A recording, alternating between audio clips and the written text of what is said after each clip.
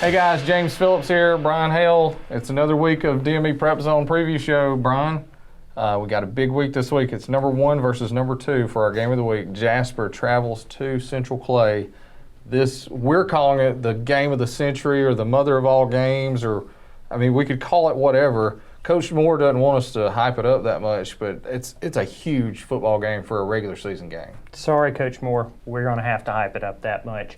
We don't get these normally unless it's playoff. So to have it during the regular season in our area at this point really gives us a barometer of exactly what we're expecting from Jasper, and I can't wait. I can't wait to see the updates that you guys are going to be sending back. It's going to be hard for me to keep my eyes on the game and not be looking at my phone. Right, you'll be at the Cordova and Oakland game, so you want to stay focused on those guys, but definitely you'll be checking out DMEPrepZone.com to see what the scoring is. Absolutely. It's a 2-hour trip, but I think a ton of Jasper people will be making that trip just to support the number 1 Vikings. Coming up in this show, we'll have Coach Moore. Me and you both will talk to him, and then you're going to talk to Coach Moore and a few of his football players as well. That's right. I think I believe I saw Caden Shelton coming in. I know he's looking for another big week. And, of course, Andre Reese, number 1 defense in the entire state. They hadn't get up a touchdown in 12 quarters. Right. You know he's looking forward to this challenge. Oh, yeah. It's going to be a huge game, and these guys are ready for it. They played this team last year. They won it 10-7. It was a great game, but it was out in the mud and muck at the old field at Cairo Gambrell Field. And now they're taking it to the road, and it's supposed to be a great facility there in Lineville. Well, I can tell you, I envy you and Jeffrey and Jonathan. You guys are going to be in the prime time. All right, man. Well, when we come back, we'll be with Coach Moore. Brian and I will be asking him questions about this upcoming game against Central Clay. See you in just a moment. Welcome back in, and now we have Jasper head coach Brian Moore that's joined us. Coach, what an incredible journey that you've had from the time that you first stepped on the campus as the new head coach all the way up to the point now you guys are in this super matchup, number 1 versus number 2. You look back at your time when just before fall practices started last year up to this point. Can you believe that you've gotten to the point where you're at a number 1 versus number 2 during the regular season? Well, we have high goals, but to think that you'd be here in 18 to 20 months is probably unrealistic. But, we saw something in Jasper that, my wife and I, that we thought could be really good, and it's been even better than expected. Outside of just good football, it's a great place to live. It's a great place for my children. But it has been a journey. But a lot of that has to do with the people around us. It has to do with these players. It has to do with our coaches. It has to do with so many people other than myself, that have just all sort of bought in and helped us to recreate this program, to sort of reestablish it in the state and reestablish it in 5A. And, again, there's just been so much that's gone into this. So many people have played a large role. One person in particular, Jonathan Jordan, our athletic director, has been sort of right there with me the whole way, along with a lot of people, but he's been a guy that has been very influential, probably behind the scenes, doesn't get a lot of credit. But it's been a great ride, and I hope it continues this way. Well, and of course, there's also your forerunners, guys like last year there was Michael Creer, Micah Woods, guys like that kind of are paving the way and also handed over that role of leadership to guys like Caden Shelton, guys like Andre Reese, the new forerunners there. They've been so instrumental handing that down. How was it to have one great group of seniors transition to another great group of seniors? Yeah, we're very fortunate. We were sort of senior led last year, senior heavy. Only 14 of them, but all of them played. That's what made a difference. And now we have 18 seniors, and all those guys play. And so last year we had a great senior and junior class. Guys like Russ Green, along the way too, as far as their leadership. And, those guys didn't want to continue to lose. They wanted to turn this thing around. And it took us a little while. We're sort of reliving those games again right now. because we'll cut on the film from last year. You know, the schedule just flip-flopped this year. And so we're watching a lot of those and just seeing guys like Caden and Drake Roberts and some of those guys that have really come Andre too, come a long way as far as, you know, their physical ability. I mean, you know, last year looking back at the Central Clay game, you know, Caden was really the only back in that game that could play. You know, really, Cam was kind of not ready as far as that game was concerned because of how good they were. And then you look at Drake, you know, he was a skinny kid that probably, you know, was not ready for that game, you know, kind of learning along the way, and he's matured so much. And Andre too. Andre's put on a lot of weight, and but a lot of them have transformed, and you're seeing a whole different product now. It's really fun to flip the film on from last year and see the development over a year. But sure, back to your question, I mean, those seniors last year laid the foundation for what is today. Well, Coach, here we are. What are the two biggest keys to victory that you see to win, to go off on the field with a win on Friday night? Well, I think the first one, as usual, is, you know, stopping the run and running the football. I mean, I think you win big games like that. You don't win these games 42-35. You know, they're slugfest. They're, you know, clock control, long drives, you know. But I think the biggest thing, I thought a lot about it and talked to our coaches about it yesterday at our staff meeting, is finishing plays. You know, the thing about Central Clay that makes them so special, and Coach Horn being the legend Hall of Famer that he is that they play so hard that if you don't match the effort and you don't finish a play, you know, if there's 6 seconds in a play and you play 4 of them really hard and the last 2 you kind of cruise, they're going to come off of blocks. You know, they're going to run the ball and finish runs. I mean, if you don't finish plays and play with effort and play whistle to whistle and, you know, that sort of thing, then that's what's going to cost you. I thought last year defensively we played and we ran to the ball and played with effort and that sort of thing. And offensively, I didn't think we finished as well as we should have, hence why we didn't finish some drives. I mean, again, if you have 300-something yards of offense and you only score 10 points, well, you're not finishing drives somewhere. And I think we've got to do a really good job of finishing plays, playing with max effort, and matching the effort and intensity that they bring to the table. Because, again, they're going to play hard every snap. So I think those are the biggest things. You know, last year we were able to run the ball some, and we were able to stop the run. I just didn't think we finished as well as we should. Of course, we got the win, but there were several times we could have pushed the lead out that we didn't. And so I think that's going to be the biggest thing this year, is finishing those plays and ultimately finishing the ball game. Well, Coach, we certainly wish y'all best of luck. Hopefully you guys will come home in the celebratory big win victory and get ready for the second part of region play. I know it's a big one, so best of luck for you, and go to Vikings. Thank you, Brian. Appreciate it, man. We will be back in just a few moments. Stay tuned.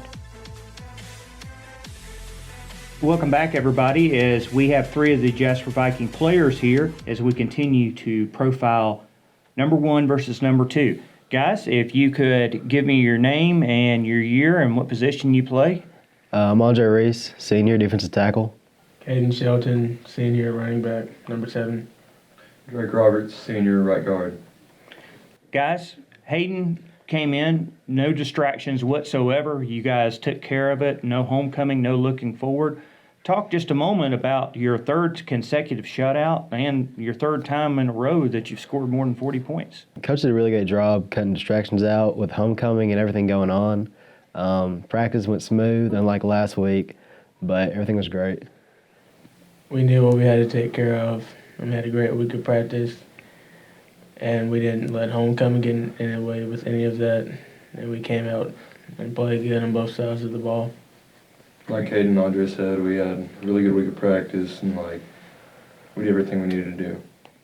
Of course, you guys, all 3 of you, participated last year in that 10-7 win over Central Clay County. Of course, they went on to win the state championship. When you look back at that victory, did that kind of tell you what your team was wholly and fully capable of after you look back at the end of the year and also transitioning into this year? We knew we had a lot left in the tank. It was just that week just was crazy and everything went the wrong way. I think the rain got us. We had a hot start throwing the ball, and it started raining. We didn't have much left to do. And my fumble. We did a lot that game, but at the end we just didn't finish. Well, guys, obviously, a game of this magnitude, this is what you guys dream of, playing in a number 1 versus number 2 game. When you look back kind of at the journey that you all have had from the time that you all were sophomores, and a game like this was kind of way out of your mind to this point. What has this journey been like for you from starting off when Coach Moore first came in, had your first meeting with you all as a team, up to this point where you've built yourself up to where now you guys are the game of the state right now. What's this journey been like for you guys? We knew Coach Moore coming in first meeting. He was about business, and he's a winner. Coach did a really great job when he came in, set the mindset, set the tone. His catchphrase, the Viking way, just really set everything up for this game. Coach is probably one of the best coaches that ever coached me. He plays with a great mentality and works us really well. Here it is, guys. What's in front of you on Friday night. To me, we've got 2 offensive players and a defensive player here, so I'm going to kind of break it down per team member. Drake, Caden, offensively, what do you guys need to do to win Friday night? We'll have to be able to run the ball and throw it, execute well every play. Play with effort, have to move their defensive line. They got a decently sized defensive line. They don't got their nose guard they had last year, but they have someone that moved in his position. We got to get movement off the ball. Andre, you guys on the other side of the ball, you pitched 3 consecutive shutouts. What do you guys got to do to win on Friday night? Our front 7 has to very much focus in and be key on stopping the run, and then our back has to play disciplined at times. Can't fall asleep back there in the secondary because they will throw a ball on us. Well, guys, good luck on Friday night. It's a super matchup, one of the dream matchups that you'll have during your playing career. So we all wish you best of luck, and go Vikings. Thank you. Thank you. We will be back in just a few moments with our staff picks. Stay tuned. Welcome back in, everybody. James Phillips, Brian Hill, and now we're joined by Jonathan Bentley and Jeffrey Winborn to do our weekly picks. Guys, high school football this week, we've got a couple teams off. I think Dora and Corner are both off this week, but everybody else is in the mix. Some interesting games, might be some close ones, even with some teams who haven't won any games. So, Brian, what do we got first? But we're not going to obviously lead off with the mother of all battles, so why don't we start off with Lynn at Waterloo? Lynn at Waterloo. Man, that's an exciting one, right? It's Lynn at Waterloo. What do you guys got? Waterloo used to be a terrible program. They're not anymore. Probably when this was scheduled, they were. Now they're like a 9-10 win team, so Waterloo in a pretty close game. Lynn is good, but Waterloo's, nobody knows how to get there. Right. Just go north. Right, yeah. And Waterloo's a good team. They'll win this game. I don't honestly know enough about Waterloo to try to make an educated guess, but I do know that Lynn's playing fairly good football right now. Even on the road, I think Lynn will probably eke this one out close. They've got an opponent, Phillips Bear Creek, that they share. Lynn beat them 24-14, whereas Waterloo beat them 47-12. Wow. And so usually when you see a 47-12 like that, that was usually the 12 points that was scored in junk time. So I'm going to say, and there's a definite advantage with Waterloo at home also. I'm going to say that they're going to take this. Ryan Hill's done his homework this week, guys. I'm going to go Waterloo as well. I think the home field advantage will be the difference. All right, who we got next? Okay, next, Addison at Vinemont. I'm going Addison in this one for sure. I mean, I think the Bulldogs have righted the ship. They got a big win last week over Sheffield. I think they'll handle this one. Yeah, I think Addison has bounced back, and they're back in formation to what we expect them to be. I say Addison. I agree with both you guys. Addison's back where they need to be. They kind of hit that slump there for a few weeks, but they're back where we expected them to be, and they're going to win this one. Yeah, Vinemont's given them trouble in the past, but Addison, I think they won last couple times, as Brian said to me earlier, but Addison will win this, probably a couple touchdowns. Yeah, Thank there you. we go. All right, next game. Okay, 2 area teams, Meek at Summoning Christian. Somebody's got to win this game. Mm-hmm. Like they won't let them tie. That's right. So I'm going to go Summerton Christian at home. Summerton Christian gets the win. I'm actually going to go to Meek in this one because I think Summoning Christian the past couple of weeks has taken a step back against last week against a good Berry team. It was 30-30 just before the end of the game, and Berry just squeaked out a point. So compared to what you saw at the beginning of the year, Meek has gone forward. Summoning Christian has gone backward. Just on that momentum alone, I'm taking Meek. I think the home field advantage is going to be at play here. I mean, we've kind of discussed it over the last several weeks. Neither one of these teams are great, and I think Summoning Christian being at home will pull this one out, but it's going to be close. Yeah. I take Meek by 3 touchdowns. Wow. I mean, Summoning Christian scored 6 last week. You are hating on I mean, the Eagles. they've struggled lately. I picked this 3 weeks ago. Probably say the opposite. Yeah. And Meek has looked really good. Their quarterback's good. They only have a couple players, but they're healthy. Jonathan and that's just probably said a big deal here. Meek has looked really good. I mean, they're 0. right, yeah. They looked good last week They for the first time. have been more competitive Yeah. the last few weeks for sure. And Summerton Christian, as Brian said, has kind of took that slope yeah. down. So this one could be a close one for sure. All right, where are we going next? Okay, Hanceville at Curry. That's some of these matchups this week are just like, do they even need to play each other? I'm going to say, I'm going to say Curry. You're going to give Curry the shot. I think Curry might get a win in this one. Hanceville and Summerton Christian played to a tie, basically. Yeah, before Summoning Christian kind of took this nosedive. Right. So I'm going to have to say, right now, I'm going to have to say Hanceville. I've seen Curry twice this year, and just they've got a whole lot of problems. If y'all talk me out of it, I may have to use a mulligan and change this one, by the way. Until I see Curry do something on the field that's going to make me believe they can win a game, I'm not picking them. And that deeply pains me to say. Yeah, because you're a Curry alumni. I'm a Curry graduate. I love my Yellow Jackets. But until they can show me that they can win a football game this year, I can't pick them. I'm going Hanceville.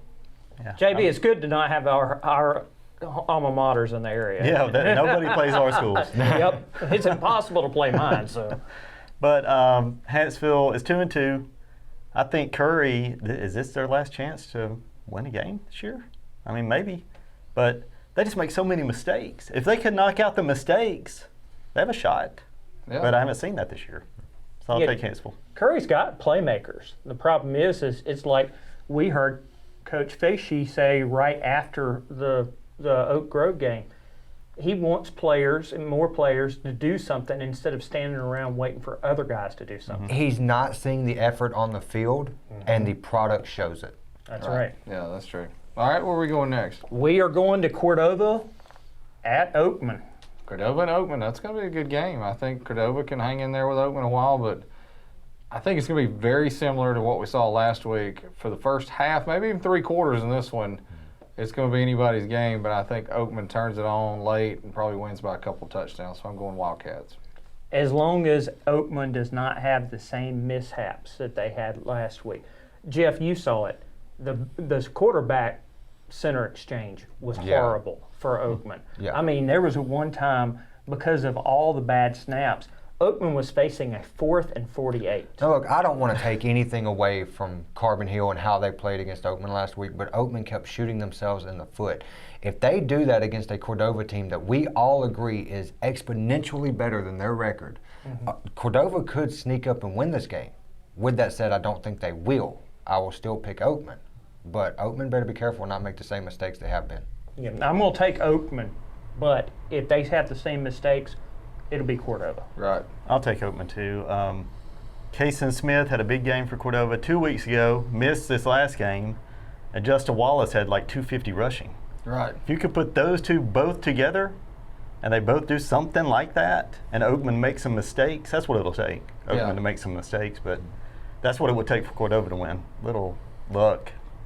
So I think they're 0-5, but I keep saying they're the best 0-5 team in the state. Well, and they're one of those teams that they just need a little luck. Like, to win some games, you need something to fall your way. And it seems like everything has fallen the other way for Cordova so far this season. But surely that luck changes at some point. I don't think it's going to against Oakman, but I think you'll see a strong finish from Cordova to finish out the year.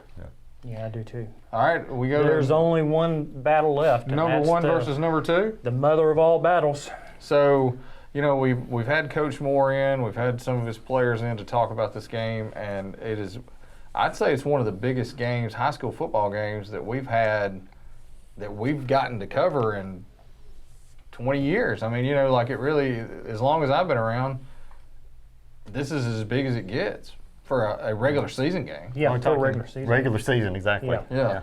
I can't remember one like this. Yeah. 1 against 2. We never had a number 1 really, except for Cordova. Right. And they never played the number 2 team in the state in the regular season. Right, So, yeah. and you throw into account this is a number one Jasper team who beat this team last year, but then they go on and win the state championship. And how are they not ranked number one? They won it last year. Jasper jumped them somehow. They got to have a chip on their shoulder about that sort of thing. Yeah. So this team's going to want Jasper. The target is on the Vikings. But I really think Jasper's going to respond. I think they're better than they were last year. I think their defense is playing lights out right now. I think it'll be a close game. I think it'll be fairly low scoring. But Jasper wins this game and really looks good in the north part of the state picking up in this victory. I'm going to say that defense is the biggest harbinger. Look, guys, we've heard Coach Moore rag on his offense several times. What's the only thing that he has not ragged on? It's defense. Defense makes the difference. I actually think it's going to be very close. I think you're looking at a one-touchdown game, but the one-touchdown victory is going to go to Jasper. I know that I have never seen a defense in high school football play the way that I have seen Jasper play this year. I have bought in. I believe in Jasper this year, and I don't see a game left on their schedule that I will pick against them. I think Jasper's going to go on the road. It's going to be low scoring. It's going to be close. I think no more than a 10-point differential, but I think Jasper wins it. Yeah, I follow suit with what y'all said. It's going to be close, defensive game.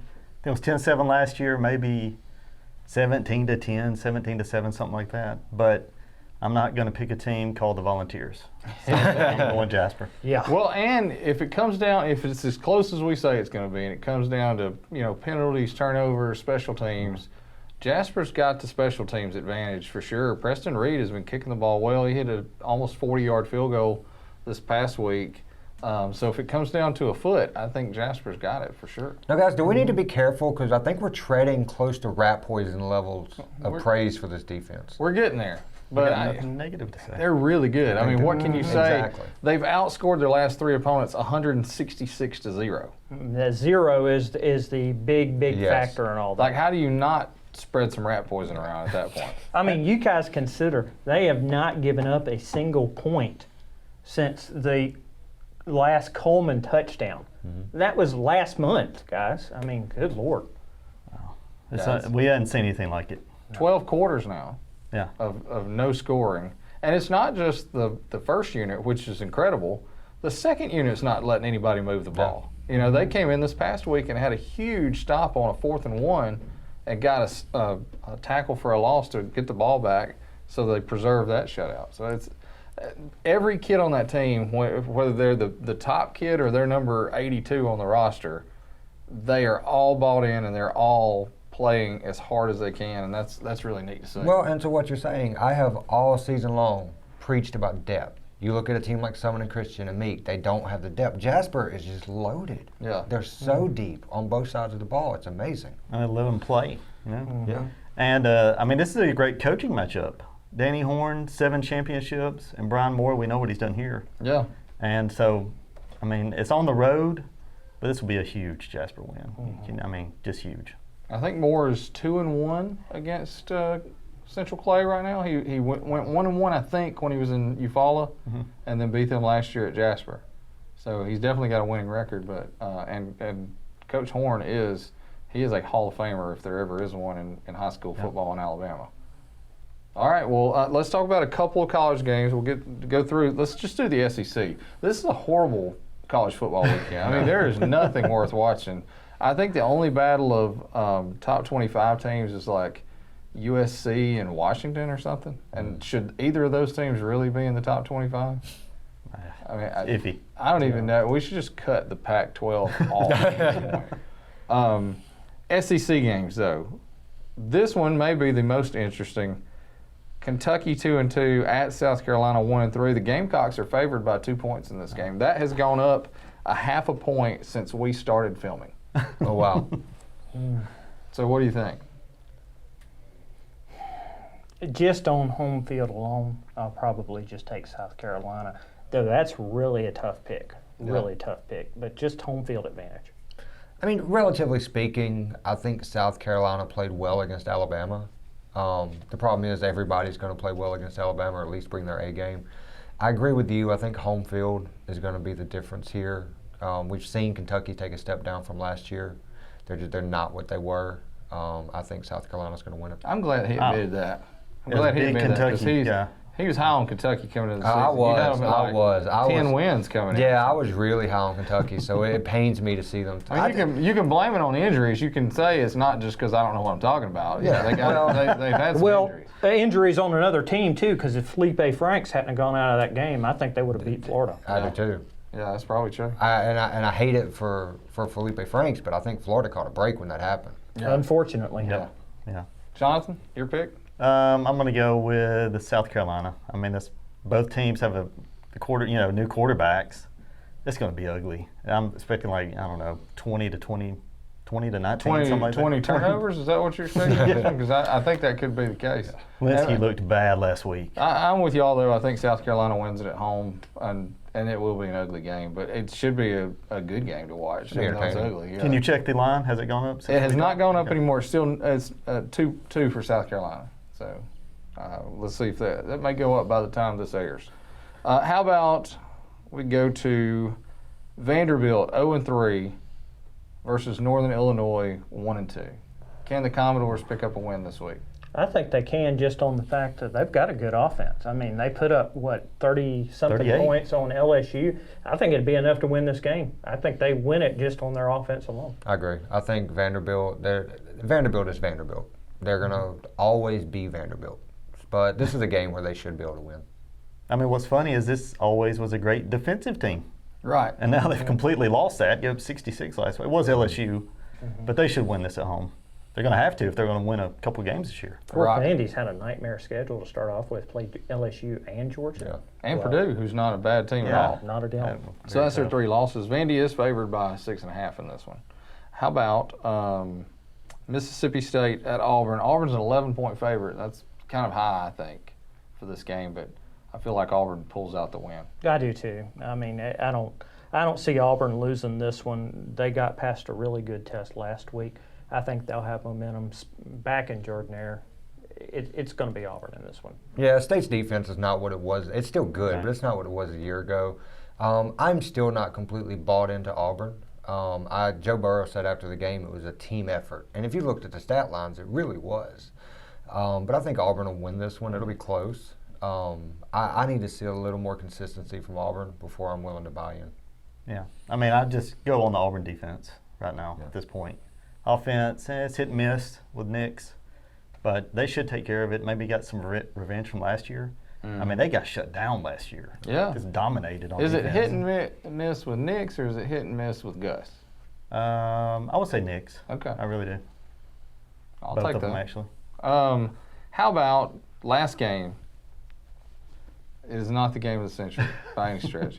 Alabama hosting Ole Miss. Ole Miss 2-2. Alabama 4-0, and Alabama was a 35.5-point favorite. Ole Miss lost to California last week, which is another team that has no business being ranked. This is a team, though, that, I mean, they had Alabama's number a few years ago. And They're now all- look how far we've Matt fallen. Luke does not. Guys, they were 126 in defense last year. I know that they've made some improvements, but that basically amounts to 100th in defense. 2 is going to tear that apart. I think the conversation should be, will Alabama cover the point spread? Right. I mean, this isn't think so. really. I think so too. Well, 35 and a half. what did you say it was? 35.5. Yeah, 35.5. See, here's the problem, and I'm going to try to play devil's advocate just to make this game interesting somehow. Alabama gave up, 14 to Southern Miss? So I mean, we could see that Ole Miss might be able to score a field goal or something on them. No. So, Alabama's going to win. Easy. I say they cover. Yeah. I hardly ever would say take Alabama in a bet because, I mean, you just never know. But I think they're covering this one. I think it's going to be 50-something to nothing. Like, I really do think it's going to be that bad a game. Ole Miss is just struggling. They've put a new quarterback in that gave them a little life against California. That's California. This poor guy ain't going to know what hits him when Alabama's defensive front comes at him. Yeah, does two throw for 400 yards? I don't know if he'll throw for Yeah. 400, but he'll probably throw for 5 or 6 touchdowns. JB, you Yes. thinking so? Oh, absolutely. Another 5 touchdowns. I think maybe that freshman quarterback saw the schedule and, wanted to get pulled before this game. Right. Throw the other guy in there. Yeah. Yeah, put him in the game, Coach. I don't want to get hurt. All right, well, guys, that's the end of it for this week. Any parting thoughts here? Oh, Carbon Hill's also off. by Yeah. the way. Oh, yeah, didn't mention Carbon Hill. They're off. And everybody go out, find your team, support your team, go wherever they're at, even if they're driving 2 hours away like the Vikings are. Jasper fans need to go to that. All the other local fans, you need to go support your teams. Hey, and I will say this, when we conceptualized PrepZone before the season started, the whole idea was to focus on our county teams, particularly county matchups. But it is just to show how big this game is this week. For it to be a number 1 versus number 2, Yeah. this is where we're going to be as far as our Facebook Live, all of our video stuff. We're going to be where Jasper's at because we don't see a game like this very often. Right. And I think that's a testament to how big this is. Yeah, I think so, definitely. Typically, we would probably be at the Cordova and Oakman game on this week, but when you've got 1 versus 2, that's where you got to kind of put your all your staff at, and that's where Winborn and myself will definitely be there, and then we'll have a couple of photographers there as well. And everybody, do need to remind them, go to DMEPrepZone.com because there won't be a lot of people that can make it 2 hours away, but you can sure keep up with the scoring live on DMEPrepZone.com. And thank all of our sponsors who have sponsored PrepZone so far this year. So for these guys, I'm James Phillips, and we'll see you at the football fields this Friday night.